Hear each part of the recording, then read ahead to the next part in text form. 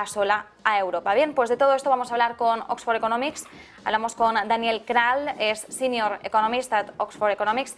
Daniel, thank you so much for having us a few minutes. Good afternoon. Hello, thank you for having me.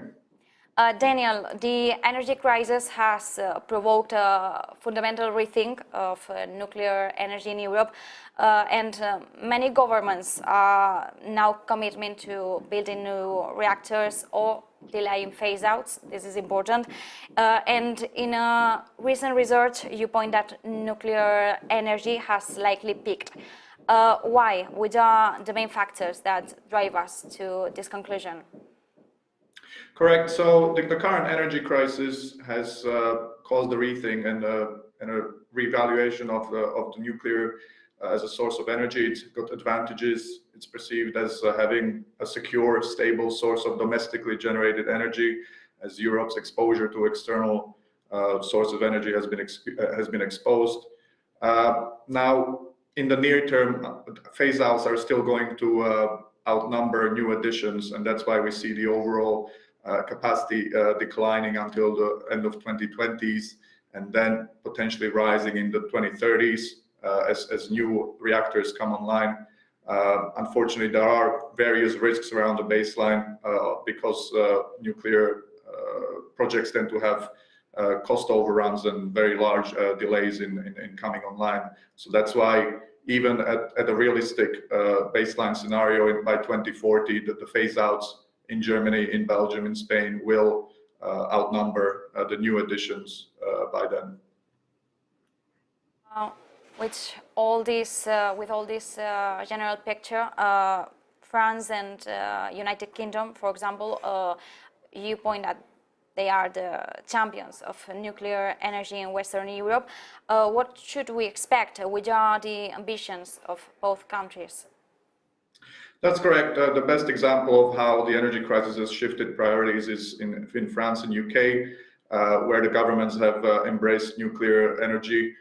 In the UK's energy security strategy from April last year, there's a very ambitious plan to quadruple the UK's nuclear operable capacity in the next decades. Again, the funding, unfortunately, is quite elusive, so it is simply in the realm of policy ambition at this stage. In France, President Macron has also announced a plan for 6 new nuclear reactors by 2040, with the option of adding potentially 8 more. Again, the EDF, the state champion, energy champion, the company is in a relatively poor financial health. So again, it's questionable whether it will be able to make these very large, long-term investments into building these new reactors. But it is important that the policy objectives have shifted from what we could call sort of a managed decline over the last 2 decades in these 2 countries to a new embrace of nuclear. Which are the main risks related to the future of nuclear energy in Europe? We know there are geopolitical risks because some countries rely on Russian supplies. So which would be these main factors? I think there are 3 main risks. The first one are operational. As I mentioned, nuclear projects tend to have very large delays and cost overruns, which lowers the attractiveness of rolling out new nuclear. The second one is political. Because of the long lead times, they can fall victim to political cycles where a new party enters government and may stop or reverse the advance of nuclear. And the third one is the geopolitical. As you mentioned, there are 5 member states, typically in the East, Central Eastern Europe and Finland, that have nuclear reactors that are completely dependent on Russian technology and fuel.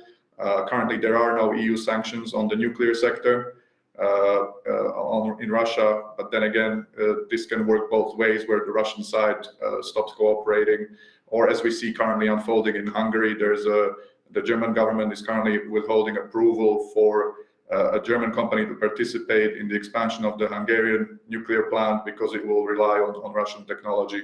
So that's causing a diplomatic spat between Hungary and Germany at the moment. An important point of this research is, there are climate objectives. Which are the implications of these objectives for the suitability of nuclear in the energy mix? Correct. So there's also another challenge, which is more systematic, in the sense that we are likely to see a large increase in electricity demand over the coming decades as we move towards net zero, towards our climate objectives. And we were also going to see a large rise in renewables generation. And the main challenge to overcome there will be intermittency, because the renewables output is highly unstable depending on weather conditions and day or night. And nuclear has the advantage of being stable and reliable sort of over long periods of time, whereas what we will need increasingly is flexible dispatch, which has traditionally been provided by gas and coal, which we are phasing out. And so more renewable technologies such as battery storage and flexible dispatching or increased interconnects may potentially be a better fit for the power systems of the future. Again, it will depend on the national mix, but the traditional nuclear may not be the silver bullet for every country. I would just mention that potentially very promising technologies, what's called the small modular reactors. They're not operational on a commercial basis anywhere in the West or in the US, but they potentially offer a more flexible, cost-effective source of energy that is nuclear-based, but maybe more fitting for the future. But then again, it's quite uncertain about whether they will work and how they will work and what the business case will be. Well, there are some uncertainties. We'll see. We will look at this new environment that we have now in Europe. Daniel Kral, senior economist at Oxford Economics. Thank you so much. Pleasure. Thank you, bye.